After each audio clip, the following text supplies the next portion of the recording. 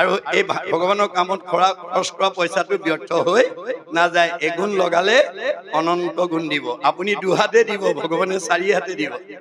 কিমান চপাবা? তুমি এগুণ দিবা, মই অনন্ত গুণ দিম। তুমি কিমান চপাবা? আৰু মই যদি তোমাক ক্ষুব্ধ হৈ চাৰি হাতে লৈ যাওঁ, তুমি কিমান ৰাখিবা? নোৱাৰিব ৰাখিব। ভগৱানে চাৰি হাতে নিলে আপুনি দুহাতে ৰাখিব নোৱাৰিব।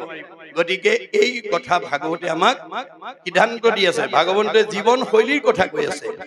আমি ভাগৱত শুনিবলৈ কিয় আহিব লাগে?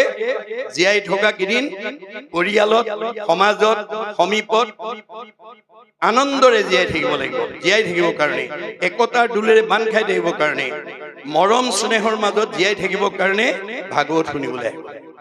ভাগৱত নুশুনা মানুহ একতাৰ দোলেৰে বান্ধ খাব নোৱাৰিব, মৰম চেনেহৰ মাজত থাকিব নোৱাৰিব। গতিকে ভাগৱতে আমাক সেই বস্তু জগাই দিব। এই কথা আপোনালোকৰ